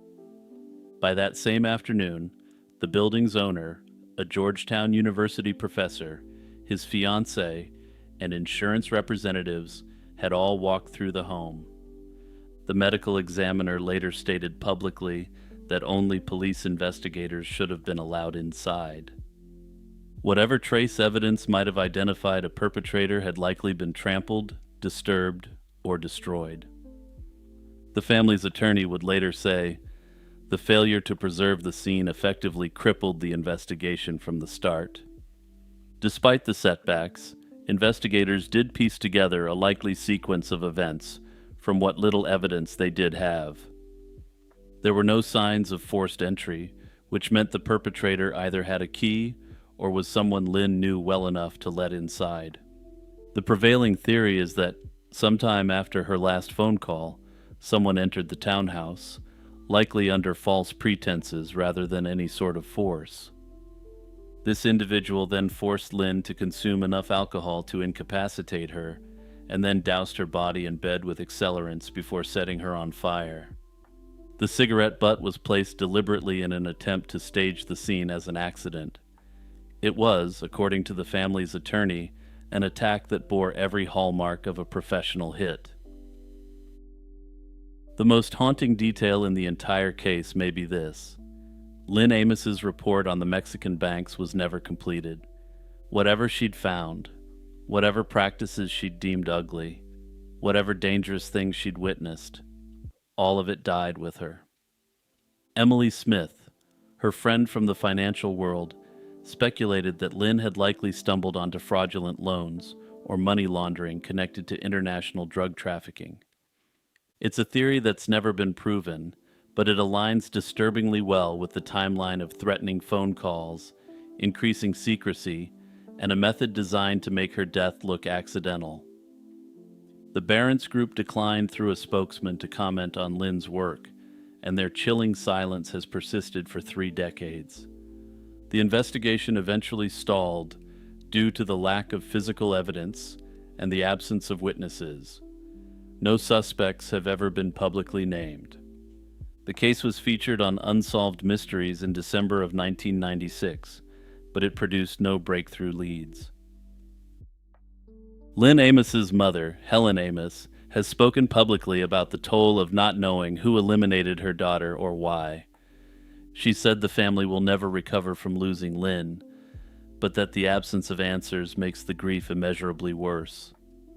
Her brother Doug has been equally blunt, calling the case a straightforward professional hit and expressing frustration with the initial failures of the investigation. Some have also questioned, given the stakes involved, whether the initial investigation was botched or whether it went perfectly to plan.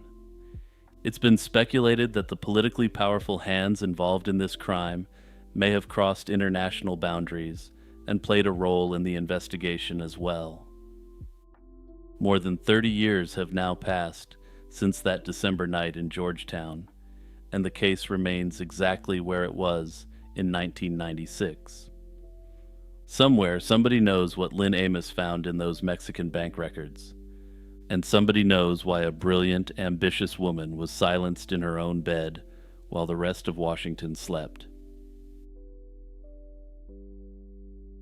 On the afternoon of October 19, 1978, a building employee at the Osborne Apartments on West 57th Street in Manhattan heard 2 gunshots ring out from Suite 1B. 5 hours later, police discovered the bodies of 64-year-old actor Gig Young and his 31-year-old wife, Kim Schmidt. Both had been shot in the head. Young lay face down on the bedroom floor with a Smith & Wesson revolver still in his hand. Schmidt was face down beside him. There was no note. A diary lay open on a nearby surface, turned to the entry for September 27th, which read simply that they'd gotten married that day. It had been just 3 weeks since the wedding. Police also found 3 additional revolvers and roughly 350 rounds of ammunition in the apartment. Young's Academy Award for Best Supporting Actor sat nearby. The motive for what happened in that room has never been determined. It's a strange thing when a man wins the highest honor in his profession and then, less than a decade later, dies in circumstances so grim that the achievement becomes a footnote. But that's the story of Gig Young, an actor whose talent was real, whose demons were relentless, and whose final act of violence remains one of Hollywood's most baffling unsolved mysteries. The man who became Gig Young was born Byron Barr on November 4th, 1913, in St. Cloud, Minnesota. His father, John, worked as a chef, and his mother, Emma, struggled with illness throughout much of his childhood. The family relocated to the nation's capital, and later to Waynesville, North Carolina. He discovered acting through high school plays, and after graduating, worked as a used car salesman while studying acting at night. When a friend offered him a ride to Hollywood if he'd split the cost of gas, he took the risk. He earned a scholarship to an acting school and eventually caught the attention of Warner Brothers, who signed him for bit parts. In 1942, he appeared in a film called The Gay Sisters as a character named Gig Young. The studio liked the name and insisted he adopt it permanently, partly to avoid confusion with another actor working under the same birth name. Notably, this means that Gig Young is credited in the film as Gig Young, but he wasn't playing himself. But he was about to be interrupted by the events in the world at the time, and he ended up serving in the Pacific in the fight against the Japanese Empire. He expected to return to his previous contract, but Warner Brothers dropped him either while he was enlisted or soon after, and he began freelancing. Throughout the late 1940s and 1950s, Young carved out a reliable niche as the charming second lead. He was the best friend, the brother, the man who never got the girl. He earned his first Academy Award nomination for Best Supporting Actor in the 1951 drama Come Fill the Cup, playing an alcoholic opposite James Cagney. A second nomination followed for the 1958 comedy Teacher's Pet, where he held his own alongside Clark Gable and Doris Day. But stardom in his own right always seemed to elude him. He was good enough to be noticed, never quite big enough to carry a picture. Young's personal life was a revolving door of failed marriages and escalating dysfunction. His first wife, Sheila Stapler, was a classmate from his acting school days. His second wife, Sophie Rosenstein, was a drama coach at Paramount who was several years his senior. Unfortunately, she was diagnosed with cancer shortly after the wedding and died less than 2 years later. Young was then briefly engaged to actress Elaine Stritch, a fellow heavy drinker whose own account of their destructive relationship would later surface publicly. In 1956, Young married actress Elizabeth Montgomery, who would go on to star in Bewitched. Her father, television producer Robert Montgomery, opposed the union and reportedly refused to attend the ceremony. The marriage lasted 7 years before Montgomery divorced Young, citing his worsening alcoholism and general dysfunctional behavior. Those close to the couple confirmed that Young's conduct had been volatile and at times violent. 9 months after the divorce from Montgomery, Young married real estate agent Elaine Williams, who was pregnant at the time. Their daughter, Jennifer, was born in April 1964. The marriage collapsed within 3 years, and during the subsequent child support battle, Young denied that Jennifer was his biological child, despite there being no evidence to the contrary. He fought the case for 5 years and lost, and the relationship between father and daughter never recovered. In 1969, Young's former agent Martin Baum, who had become head of ABC Pictures, pushed to cast Young to play a sleazy character in the movie They Shoot Horses. Director Sidney Pollack hadn't wanted him. Jane Fonda, the film's star, was reportedly unhappy with the choice. But Baum insisted, and Young delivered the performance of his career. He won the Academy Award for Best Supporting Actor, beating out a strong field. He wanted it to be the beginning of leading man status, the start of what people could finally call a Gig Young movie, but it never happened. Instead, the Oscars seemed to mark the beginning of the end. Young is sometimes cited as an example of the so-called Oscar curse. This is the alleged phenomenon where an award winner's career inexplicably stalls or declines after the win.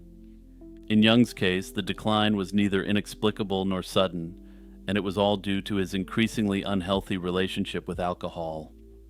After a decent supporting role in Lovers and Other Strangers in 1970, Young's alcoholism began destroying what was left of his professional life.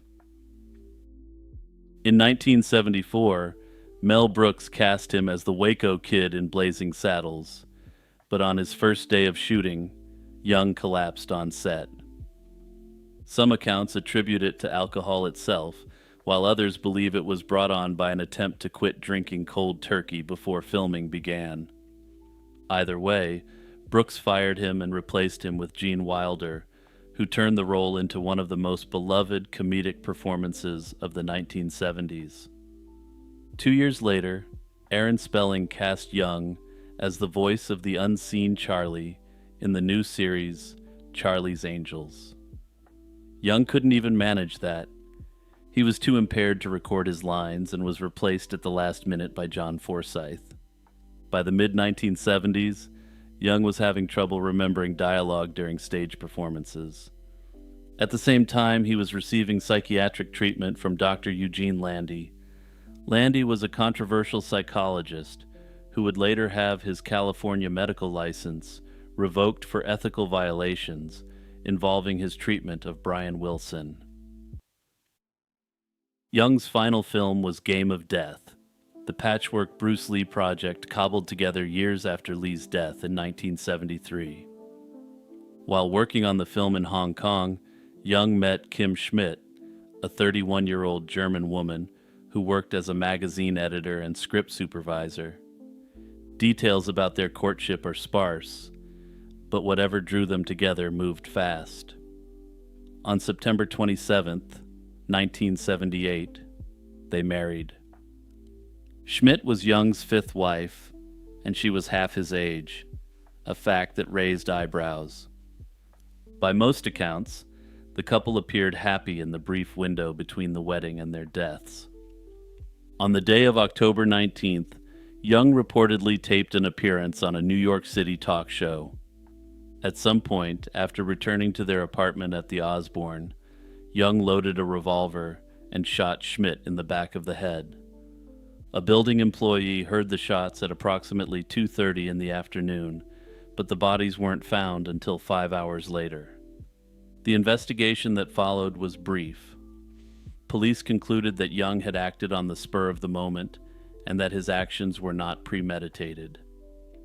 They initially considered the possibility of a pact, but ultimately ruled that Young was the sole perpetrator. No witnesses came forward with evidence of an argument or disturbance. The motive was never established and nearly half a century later remains unknown. There's no clear explanation for what drove him to shoot his wife of 3 weeks and then close the curtain on himself, but this, of course, hasn't stopped the speculation. Alcoholism, career failure, deep psychiatric instability, a lifetime of broken relationships, and an apparent inability to sustain any form of genuine intimacy all played a role in the arc of his life. But none of it satisfactorily explains the specific circumstances of what happened on October 19th, 1978. According to legend, in the autumn of 1929, a laborer digging near the ruins of an old castle in Saga Prefecture, Japan, unearthed a mound of cat bones. They were piled together in a way that suggested something deliberate, something ritualistic, but local historians weren't the least bit surprised. For centuries, the people of that region had whispered about what happened inside those castle walls. It was a story involving a slain woman, a shape-shifting demon, and a prince who slowly wasted away, while something wearing his lover's face drank his life force night after night. It's called The Legend of the Vampire Cat of Nabeshima, and it remains one of the most chilling stories in all of Japanese history. The Nabeshima clan ruled Hizen province on the island of Kyushu from the late 16th century onward. They rose to power through a mixture of political cunning and outright ruthlessness. Most infamously, they had betrayed the Ryuzoji clan. their former liege lord, whose territory the Nabashima effectively absorbed. It was the kind of power grab that left deep scars on the regional psyche, and due to this act, their reputation was terrible. Many of the supernatural tales associated with the Nabashima family carried an unmistakable undertone of divine karmic punishment. The spirits of the betrayed, so the stories went, wouldn't rest easily. The Nabashima lords governed from Saga Castle, and while they maintained stability for generations, their rule was haunted by that memory of how they'd come to power. Ghost stories and vengeful spirit tales attached themselves to the family like barnacles to the hull of a ship. The vampire cat legend is the most famous of these, and it first gained widespread attention through a 19th century literary collection. This was a compilation of strange and supernatural tales from the saga domain, presented as a true secret history rather than fiction. The story begins with Prince Nabashima Mitsushiga, though historical versions sometimes shift the identity of the prince involved. He was deeply in love with a woman named O Toyo, a concubine of extraordinary beauty, grace, and intelligence. She was, by all accounts given in the tale, the light of the prince's life, his closest companion, and the person who brought him the most joy. Their relationship was the envy of the court, and the prince spent many of his private evenings in her company within the inner quarters of the castle. One night, Otoyo retired to her chambers as usual. What she didn't know was that something had quietly followed her. According to the legend, a massive cat, a bakaneko, or supernatural cat spirit, crept into her room while she slept.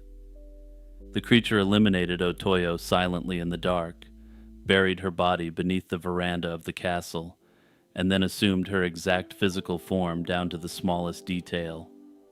From that moment on, the thing that walked through the halls of Saga Castle and spoke with Otoyo's voice, and lay beside the prince at night, was no longer human, but a cat. This is the part of the story that gives it such lasting power, since there's something profoundly unsettling about a creature that wears the skin of someone you love. The prince noticed nothing at first. Otoyo looked the same, sounded the same, behaved the same, but slowly, imperceptibly, things began to change. Night after night, the prince grew weaker. He became pale, listless, unable to concentrate. His advisors, physicians, and attendants were baffled. There was no obvious illness, no wound, no poison. He simply seemed to be fading, as though something was draining the vitality out of him while he slept. And that, according to the legend, was exactly what was happening. The vampire cat, still disguised as Otoyo, was visiting the prince's bedchamber each night and feeding on his life energy. The creature was consuming him slowly while they lay in bed next to each other. The castle's guards were ordered to keep watch over the prince at night, but something deeply strange kept happening. Every single guard who was assigned to the prince's chamber fell into a deep, unnatural sleep as midnight approached. No matter how disciplined, no matter how alert, they'd simply collapse into unconsciousness right when they were needed most. This continued for weeks, and the prince deteriorated further. The court was gripped by panic, and rumors of a supernatural curse began to spread through the castle like wildfire. It's worth pausing here to note that this narrative device, the guards who can't stay awake, appears in folklore traditions across the world. The inability of protectors to remain conscious in the presence of evil is a deeply archetypal idea, one that speaks to the helplessness people feel when confronting forces they don't understand.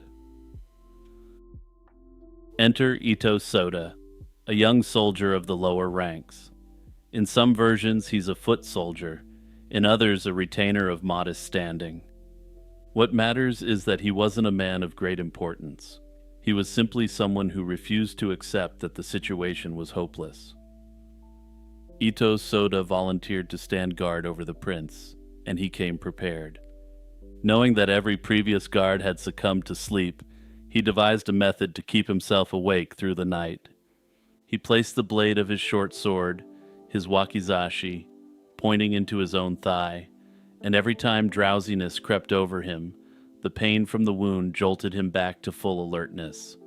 Soda's willingness to wound himself in order to protect his lord speaks to the samurai ideal of absolute loyalty that was central to the warrior code of feudal Japan.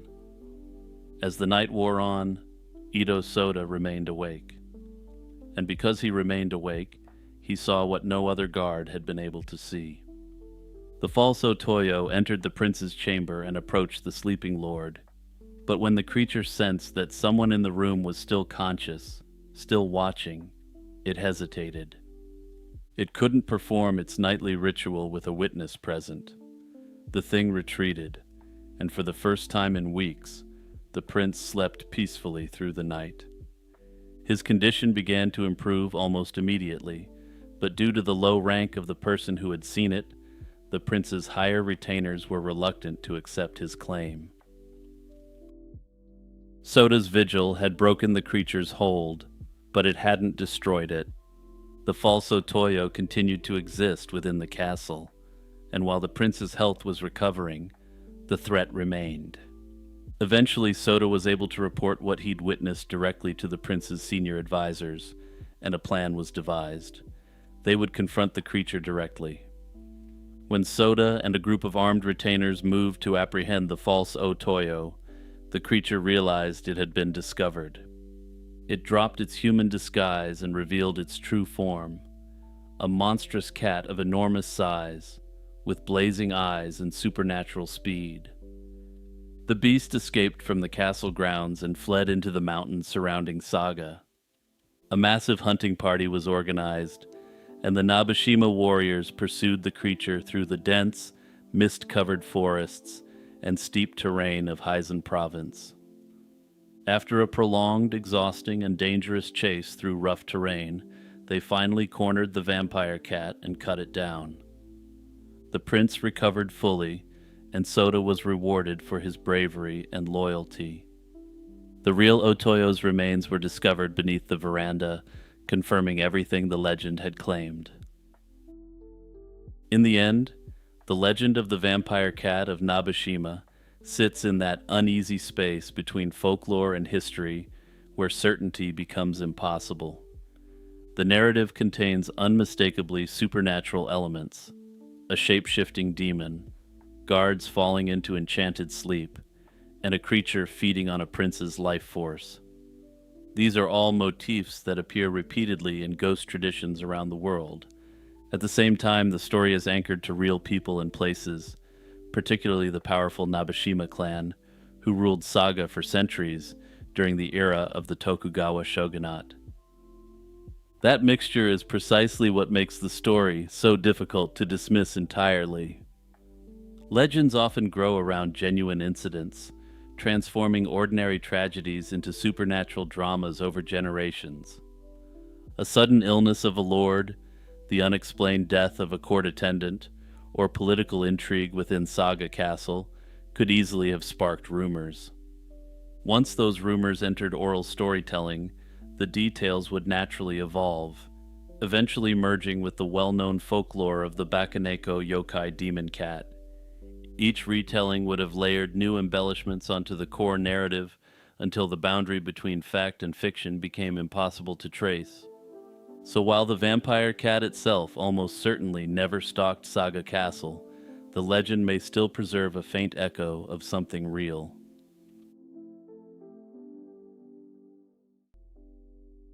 On a quiet autumn morning in October 2012, a man walking along Zinjan Beach in Split, Croatia, noticed an unbearable stench coming from a discarded plastic bag. Inside, to his shock, was a rotting leg. This grisly discovery marked the start of one of Split's most perplexing unsolved mysteries. A dismembered John Doe, whose remains would soon surface on two different beaches. Over a decade later, Both the victim's name and his perpetrator remain unknown. The gruesome nature of the crime stunned the community at large and spurred an exhaustive police investigation, yet every lead only deepened the mystery. The first body part was found on October 8, 2012, when a passerby at Zinyan Beach stumbled upon a severed leg inside a plastic bag. This leg was confirmed to be human almost immediately, sparking the initial investigation. Just over a week later, on October 16th, another gruesome find was reported across town at the Zenta Harbor. A partially decomposed human torso was spotted wedged in the rocks of a marina breakwater.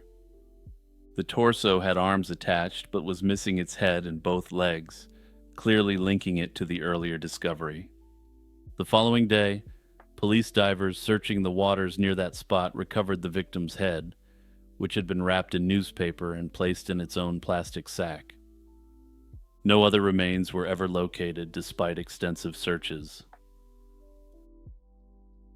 All the recovered remains were sent for forensic examination, which confirmed they belonged to one individual. Investigators extracted a DNA profile from the victim's tissue and bone, but it didn't match anyone in Croatia's DNA databases. Fingerprints were also lifted from the plastic bag that held the head, offering a potential clue to the perpetrator, but these prints were of poor quality. The autopsy shed further light on the crime. The medical examiner determined that the John Doe likely died from severe chest injuries before being dismembered. He had multiple broken ribs. Early reports noted at least 8 fractures, as well as a broken collarbone and numerous bruises on his body, all inflicted while he was still alive. According to the coroner, these traumatic injuries suggested that the man either suffered a vicious beating or a catastrophic fall. However, given the subsequent events, the investigators were very clear that even if this was a fall, he didn't do it intentionally. The advanced state of decomposition made it difficult to determine how long the victim had been dead. Pathologists estimated he could have died anywhere from about 1 month to as much as a year before the remains were discovered. A forensic analysis was commissioned to try to figure out how the man appeared in life. The reconstruction showed an older white male who was balding and had short gray hair. He was likely around 5'10", and the investigation indicated he had significant dental work done in the past. Medical examiners also noted signs of kidney and heart disease, suggesting he was in poor health and possibly had mobility issues. These clues painted a picture of a man in his 60s or 70s who lived a quiet, perhaps housebound life. Armed with the composite sketch and physical details, Split police appealed to the public for help in identifying the unknown man. They urged citizens to consider whether any elderly male neighbor or relative had gone missing from their community. This focus on immobile seniors was based on the investigators' hunch that the victim had been frail and largely homebound. If such a person quietly disappeared, it might not immediately spark suspicion from neighbors or relatives. The perpetrator may have been able to simply pass it off as an instance where the man perished naturally, and given his poor health, further questions were unlikely to be raised. Despite exhaustive efforts, by the end of 2012, the case had grown cold. Not a single useful clue had been found, and the investigators' frustration grew as every potential lead hit a dead end. Over the years, several theories have emerged about what might have happened. Investigators strongly suspect that this man was targeted by someone he knew, most likely a caregiver. Indeed, police noted that the John Doe appeared to have led a very isolated life in Split or its outskirts, which would make it easier for his absence to go unnoticed for a long time. This profile supports the idea that the perpetrator took advantage of the man's solitude and vulnerability. Some have speculated that the motive could have been financial, for example, concealing the death to continue collecting the man's pension, or for an inheritance. Another idea suggests that the reason why the man hasn't been discovered is that he wasn't a local at all.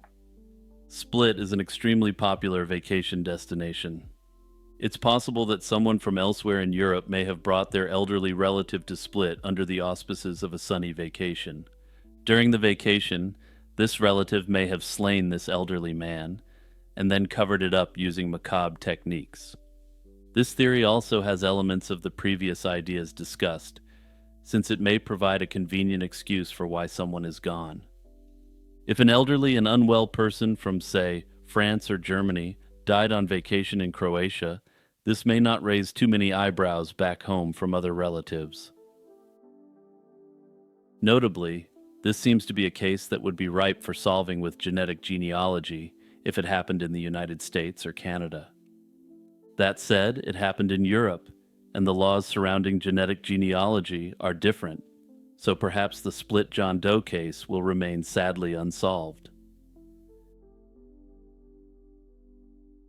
At dusk, a single ripple on Arkansas's White River can spark a legend.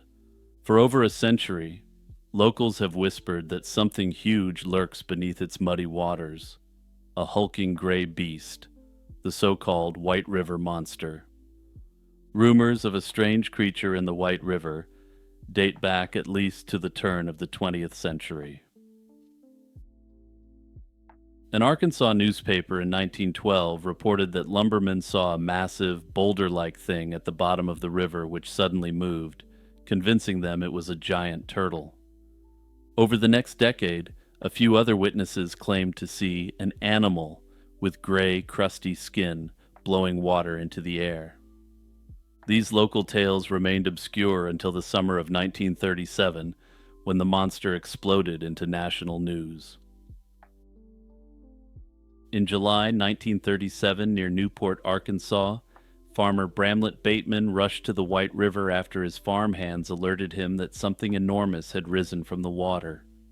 Bateman later described the creature as wide as a car and 3 cars long, with a smooth, wrinkled hide like that of an elephant. He wasn't alone. At least 3 other locals attested to the same sight. As word spread, the elusive beast earned the nickname Whitey. Newport soon caught monster fever, and the town quickly built a viewing platform on the riverbank and charged 25 cents admission to crowds of sightseers. Reporters and thrill seekers poured in, giving the town a much-needed influx of cash during the Depression. The White River Monster became a media sensation. A scuba diver was even hired to search the deep pool where Whitey was seen, but after several dives into the murky water, he came up empty-handed. Some experts suggested at the time the creature was nothing more than an oversized fish, perhaps an alligator gar or giant catfish, or even a floating log stirred by bubbles. By late July, with no definitive proof, the frenzy died down. The mysterious creature slipped out of the headlines, leaving behind only stories and a newfound local legend. The White River Monster stayed quiet, or at least out of the news, for the next few decades, but it simmered below the surface, growing into an Arkansas urban legend. It surfaced again in the early 1970s. In 1971, fresh reports from Newport reignited interest. Several locals claimed they saw a gray, humped creature in the river that summer. One man even snapped a blurry photo of a spiny-backed hump in the water, and soon afterward, enormous 3-toed footprints were found pressed in the river mud. Also, while I do have the photograph taken at the time on the screen right now, this is one where I really can't recommend that you take a look if you aren't already doing so. There does appear to be something there that could technically be described as humps, but the photograph is simply too blurry to be useful at all. I suppose that's par for the course for cryptid photography, though. At any rate, despite the grainy nature of the photo, excitement swept the area once more. In 1973, Arkansas's legislature declared part of the White River a White River Monster Refuge, legally protecting the creature within that stretch. By 1974, the sightings had stopped as abruptly as they began, and the monster once again slipped back into obscurity. Dozens of theories have bubbled up over the years. One popular biological theory holds that the monster was actually a known animal misidentified in an unfamiliar environment. For instance, some researchers point to the Florida manatee as a likely candidate. Manatees are massive, often 10 to 15 feet long, weighing over 1,000 pounds, and have smooth gray or nearly white skin. They also make loud blowing sounds when coming up for air, just like witnesses reported of the monsters. Notably, manatees can tolerate fresh water and sometimes wander far from Florida. There's historical precedent for this too, and one even swam to Memphis in 2006 before sadly perishing. A lost manatee in Arkansas could explain a lot. The creature's size, color, and tendency to surface and roll in the water would absolutely fit this cryptid. Many locals also favor the idea of an enormous alligator snapping turtle, a native river creature with a spiky shell and hefty body that could resemble a monster. Even so, the largest snapping turtles on record are still far smaller than a car-sized beast described in the White River Monster urban legend. Of course, there's always the chance that the White River Monster was more imagination than reality, a mix of exaggerated sightings and hoaxes. The 1937 monster craze gave Newport a welcome boost during times of economic hardship, so some believe the hype was deliberately encouraged for publicity. This may have explained the genesis of the urban legend, and from there people began to believe they really saw this fantastical creature. To this day, the White River Monster remains an unsolved mystery. What's certain is that the monster has left a lasting mark on Arkansas lore.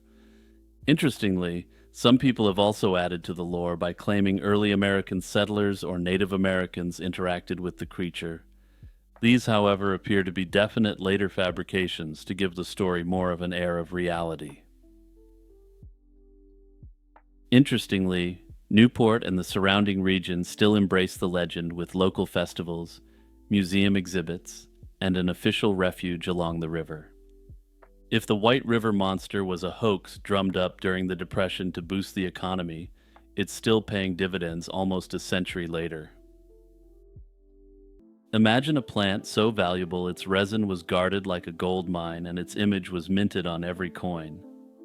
It wasn't a rare spice or a common grain, but a wild golden-flowered herb that refused to be tamed.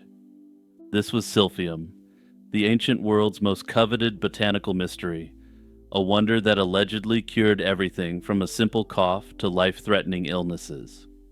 It was so precious that Julius Caesar once kept 1,500 pounds of it in the Roman treasury, yet by the time the 1st century AD drew to a close, it had vanished from the earth. The story of silphium is the first recorded instance of humans driving a species to extinction through greed and neglect. The legend began in 631 BC, when Greek settlers arrived in Cyrenaica, located in modern-day Libya. They found a narrow strip of land where silphium grew wild, thriving after a mysterious pitch-black rain had supposedly soaked the soil. For centuries, the citizens of Cyrene guarded their meadows as their most vital source of revenue. This botanical fluke turned Cyrene into an economic powerhouse. Because the plant only grew in a specific 125-mile-wide region and resisted all attempts at cultivation, the Greeks held a global monopoly.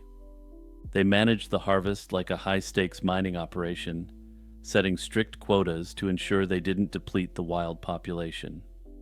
The plant's resin became a cornerstone of trade, sold for its weight in silver.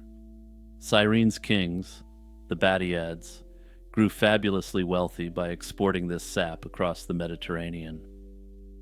The plant was so central to their survival that it appeared on the front of their coins, often relegated to a position higher than the gods themselves. This has led some to believe that the plant was so revered by the populace that it was actually personified and then deified. For centuries, if you had silphium, you had the riches of the world, along with the power that came with that. In the kitchen, silphium was the ultimate luxury seasoning. Stalks were roasted or boiled like vegetables, while roots were dipped in vinegar, but the true prize was the milky resin. After being tapped from the plant, the sap was mixed with flour to prevent decay and shipped in small blocks. It had a complex sulfurous aroma that supposedly left a pleasant fragrance on the breath. Medicinally, it was regarded as a miracle panacea. Pliny the Elder recorded nearly 40 remedies, suggesting it could treat indigestion, epilepsy, and even snake bites. It was used as a topical salve for wounds, a cure for sore throats, and a way to remove warts. Hippocrates even recommended it for gut issues, while others thought it could cure baldness. The plant's most famous use, however, was in reproductive health. It was highly prized as a contraceptive. Women would take a pea-sized amount of the resin once a month to prevent conception or manage their cycles. This widespread use meant that silphium was deeply connected to the themes of love and intimacy, and many historians believe this is where our modern heart symbol originated. On silver coins from Cyrene, these heart-shaped seed pods are displayed prominently, providing a visual link between the plant's biological form and its cultural meaning. Even the poet Catullus referenced silphium-bearing Cyrene when writing about the infinite number of kisses he wanted to share with his lover. This poetic interlude highlights how the plant permeated the romantic imagination of the ancient elite. Despite its fame, silphium's exact botanical identity remains a mystery. Since it vanished before modern science could classify it, we're left with ancient descriptions and coin imagery. It's generally agreed that the plant belonged to the genus Ferula, making it a relative of giant fennel or celery. It had a thick, grooved stalk and umbrella-like yellow flower clusters. Some scientists have proposed species like Ferula tingitana or Thapsia gumifera, but these don't quite match the medicinal potency described by authors like Pliny. Recently, a Turkish scientist identified Ferula drudiana in Turkey as a possible candidate, noting its heart-shaped seeds and unique chemical compounds. This sparked a new wave of interest, because he found it growing near ancient Greek villages in Anatolia. This suggested it may have been brought there by settlers who hoped to save it from extinction. While this find is exciting, many remain skeptical, because the plant is native to Anatolia rather than Libya. The tragedy of silphium's extinction is a cautionary tale for our own age. When Rome took control of the region, the pressure for short-term profit began to erode the sustainable practices of the Greeks.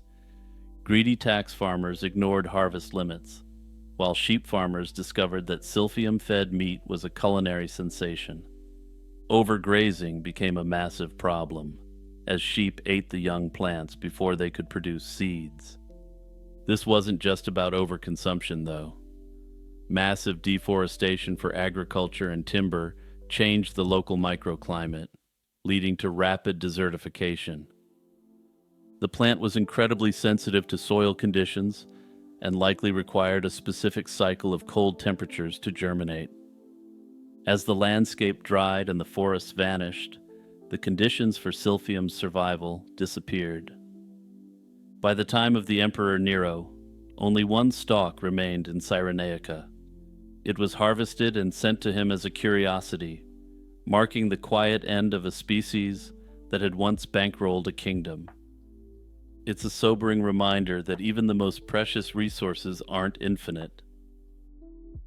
While we may never taste the resin that Caesar valued more than gold, the legacy of silphium survives in every heart-shaped token of affection we share, even if we didn't know it. It's a silent tribute to a plant that was once the pulse of an entire world.